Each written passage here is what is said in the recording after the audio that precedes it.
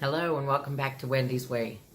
Today we're continuing our journey in faith in our Bible 365 series. It is day 67 and we are reading in the book of Numbers, chapters 31 and 32. We've completed Genesis, Exodus, Leviticus, most of Numbers, all of Job, and a verse or two out of Psalms. I'm so glad that you chose to join me today. I hope that you'll come back tomorrow. Let's dig into God's Word.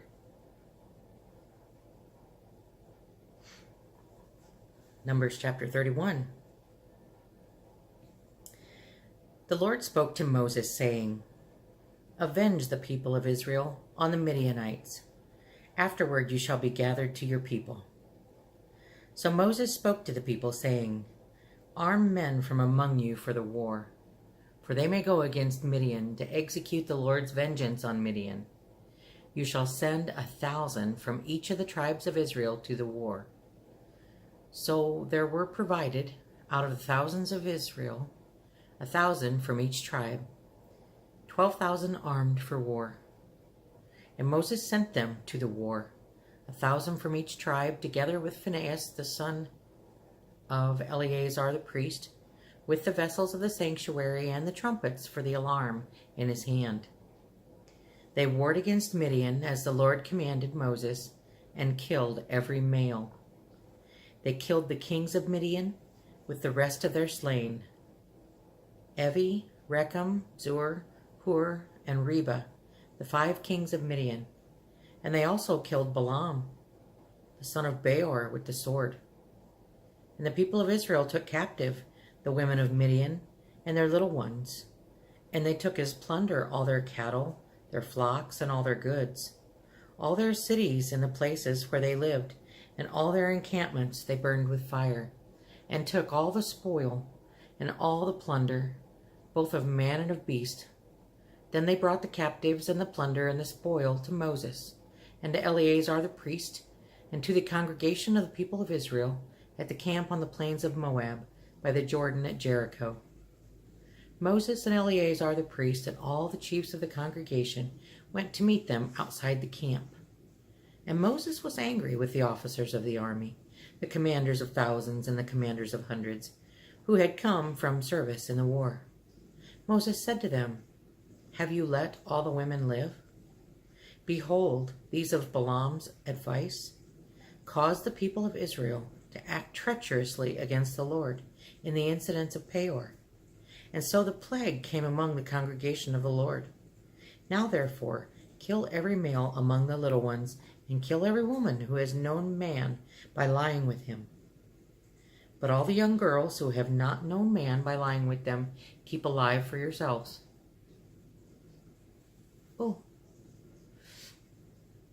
Encamp outside the camp 7 days.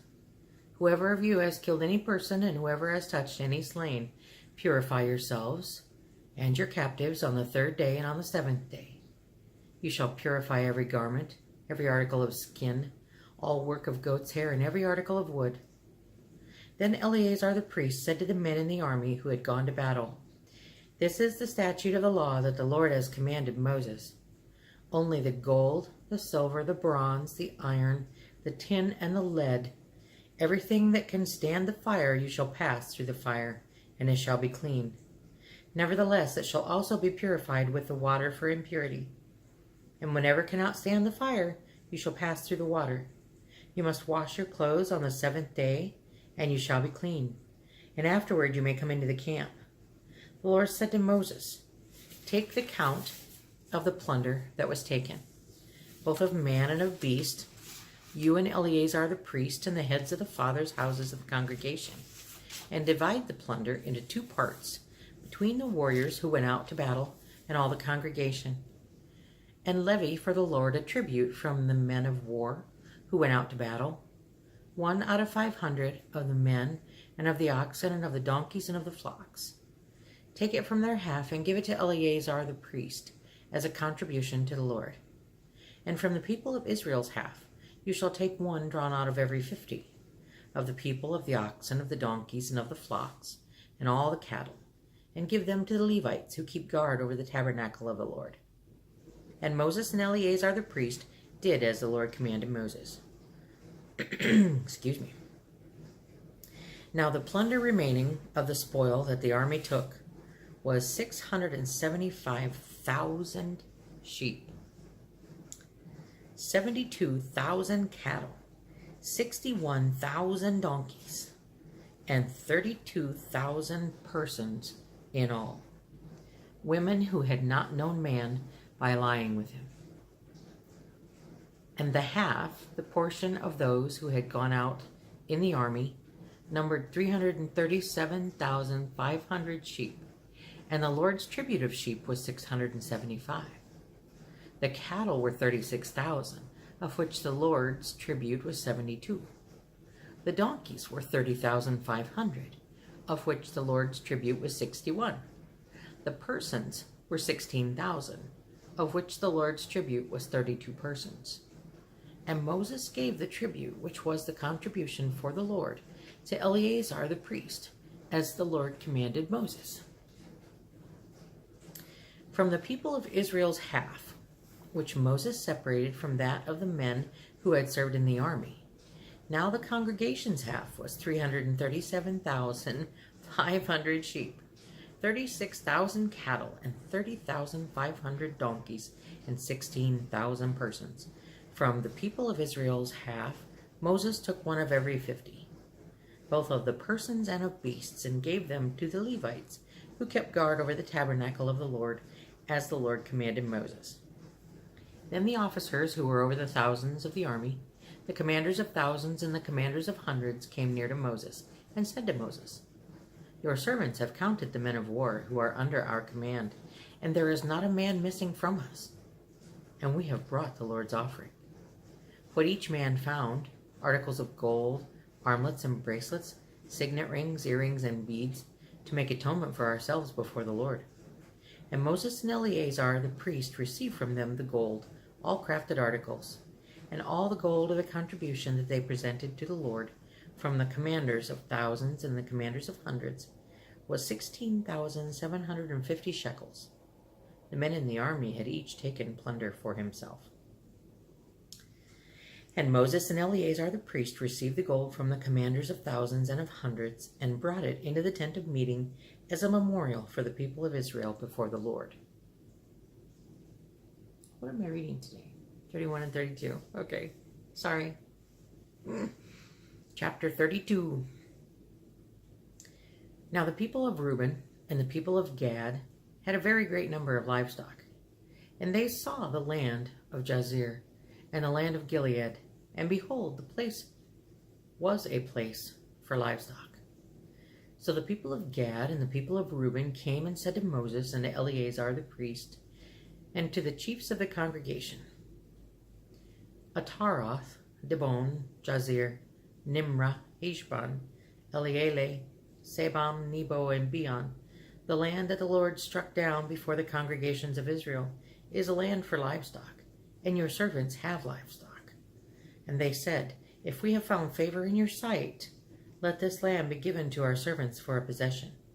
Do not take us across the Jordan." They wanted to stay there. They didn't even want to go to the promised land. They thought this looked like a good enough promised land for them. But Moses said to the people of Gad and to the people of Reuben, "Shall your brothers go to the war while you sit here? Why will you discourage the heart of the people of Israel from going over into the land that the Lord has given them?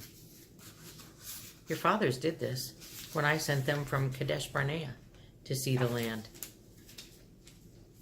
For when they went up to the valley of Eshcol and saw the land, they discouraged the hearts of the people of Israel from coming into the land that the Lord had given them. And the Lord's anger was kindled on that day, and he swore, saying, "Surely none of the men who came up out of Egypt from 20 years old and upward shall see the land that I swore to give to Abraham, to Isaac, and to Jacob, because they have not wholly followed me. None except Caleb, the son of Jephunneh, the Kenizzite, and Joshua, the son of Nun, for they have wholly followed the Lord. And the Lord's anger was kindled against Israel, and he made them wander in the wilderness 40 years, until all the generation that had done evil in the sight of the Lord was gone. And behold, you have risen in your father's place, a brood of sinful men, to increase still more the fierce anger of the Lord against Israel. For if you turn away from following him, he will again abandon them in the wilderness, and you will destroy all his people. Then they came near to him and said, We will build sheepfolds here for our livestock, and cities for our little ones. But we will take up arms, ready to go before the people of Israel, until we have brought them to their place.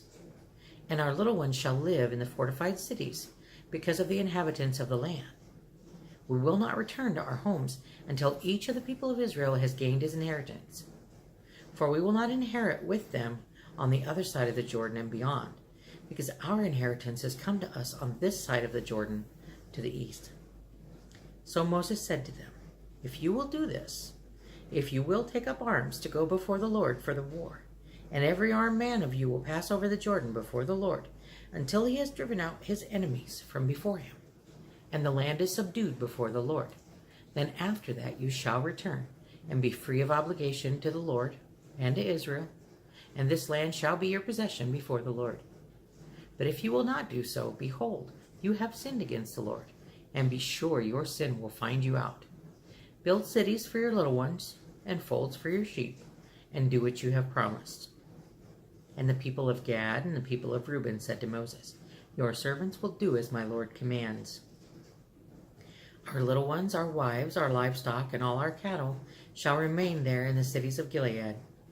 But your servants will pass over, every man who is armed for war, before the Lord to battle, as my Lord orders. So Moses gave command concerning them to Eleazar the priest, and to Joshua the son of Nun, and to the heads of the fathers' houses of the tribes of the people of Israel. And Moses said to them, If the people of Gad and the people of Reuben, every man who is armed to battle before the Lord, will pass with you over the Jordan, and the land shall be subdued before you, then you shall give them the land of Gilead for a possession. However, if they will not pass over with you armed, they shall have possessions among you in the land of Canaan. And the people of Gad and the people of Reuben answered, What the Lord has said to your servants we will do. We will pass over, armed before the Lord, into the land of Canaan, and the possessions of our inheritance shall remain with us beyond the Jordan. And Moses gave to them, to the people of Gad and to the people of Reuben, and to the half-tribe of Manasseh, the son of Joseph, the kingdom of Sihon, king of the Amorites, and the kingdom of Og, king of the Bashan, the land and its cities with their territories, the cities of the land throughout the country. And the people of Gad built Dibon, Ataroth, Aroer, Atroth Shofan, Jazer, Jotbahe, Beth Nimrah, and Beth Haran, fortified cities and folds for sheep. And the people of Reuben built Heshbon, Elealeh, Kirithaim, Nebo, and Baal-meon, their names were changed, and Sibmah. And they gave other names to the cities that they built. And the sons of Machir, the sons of Manasseh, went to Gilead and captured it, and dispossessed the Amorites who were in it. And Moses gave Gilead to Machir, the son of Manasseh, and he settled in it. And Jair, the son of Manasseh, went and captured their villages, and called them Havoth Jair. And Nobah went and captured Kenath and its villages, and called it Nobah, after his own name. All right. That was... Yes, it was. Why do I take off my glasses to look at a book? This is the question. I must be getting old. That was day 67, Numbers 31 and 32. Some interesting stuff. Okay. I thank you again for joining me at Wendy's Way. I thank you for following with me in the Bible 365 series. I learn something new almost every day when I read the Lord's Word. Something is revealed to me. May the good Lord who blesses me each and every day of my life bless you as well, today and always. Amen.